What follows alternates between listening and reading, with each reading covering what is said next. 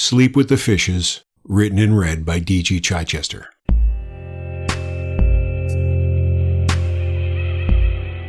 As a goldfish, Poseidon considered himself a pet of few demands. Clean water, food flakes, colorful pebbles. If the bowl could accommodate an air-powered action accessory, so much the better. He'd especially like the treasure chest that would pop open every few bubbles to reveal a saucy mermaid hidden within. Poseidon knew they were from different worlds, but a fish could dream, couldn't he?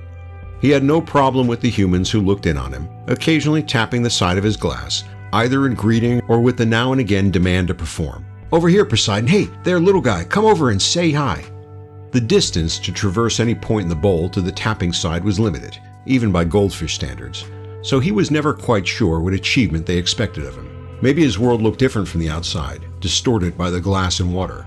Or perhaps the human's eyes simply perceived distance in some strange, unknowable fashion. In any event, a few fin motions was a small price to pay for a gleeful, "Good boy, look at him go!" and usually an extra sprinkle of the delish flakes. Most time passed in a pleasant haze of a full belly and his bowl's placement in the kitchen bay window.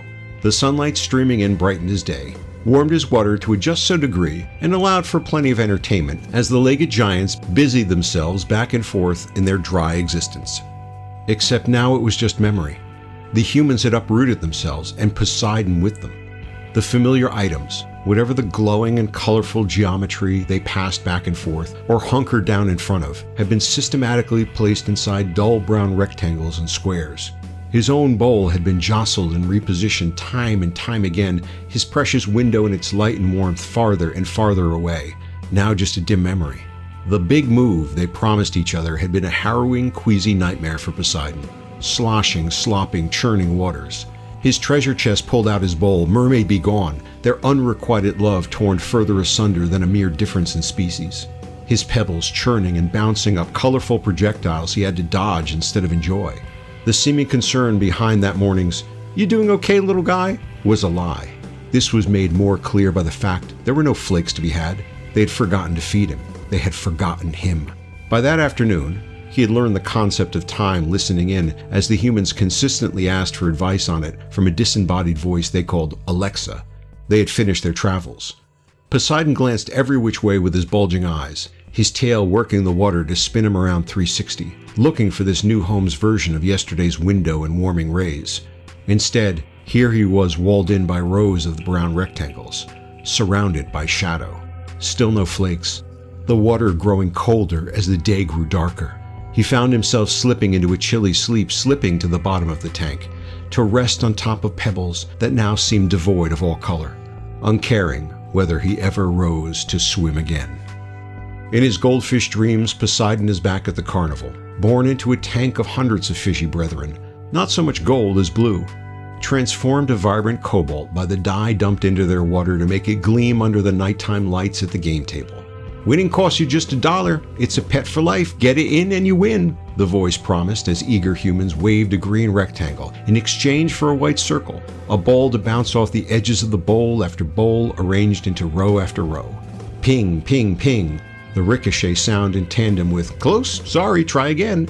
Then a single sploosh, the ball landing on top of the water, pushing down through the liquid to pulse over the then nameless fish. The disorienting rush of the bowl going up, up, up.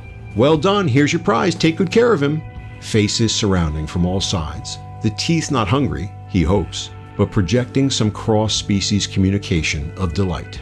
Fueled by the past his miniature mind conjures up, Poseidon's fins and tail twitch and flap, lifting off the bottom of his bowl and beginning a slow, sleepy swim around the circumference of his bowl. In his mind, the years rush by, the blue flushing out of his system over many changes in water, blue-gold rushing together into an energized blur. It streams out of him, a rocketing propellant that makes him faster and faster, faster than any goldfish ever was. He'll show them he's more than they've forgotten. He's a king of the bowl, a titan of the sea, a true Poseidon. Reality reflects dreamland as the goldfish's actual swimming increases in speed, creating a vortex within the water.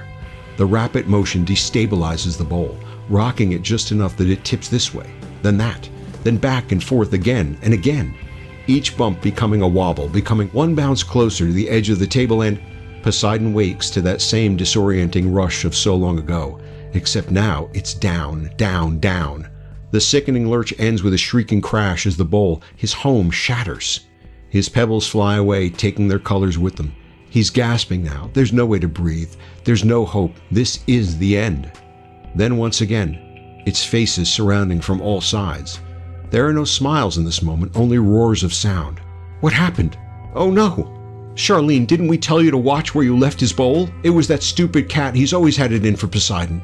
The words always sound strange, but now out here in the cursed air, they're even more distorted, less meaningful. What does bring meaning, though, is water. Blessed, blessed water, suddenly all around anew, beyond a container that's not a bowl. Charlene, what happened to the flowers that were in this vase? Don't give me grief, Mom. You told me to find something to put him in. I grabbed the first thing I could find, but which now sits in front of a window where sunlight again promises its gifts. Even for a goldfish, a new day brings new promises and potential, not to be wasted lazing around in a haze of flakes and warm water. Tomorrow, Poseidon vowed, he would talk to the mermaid.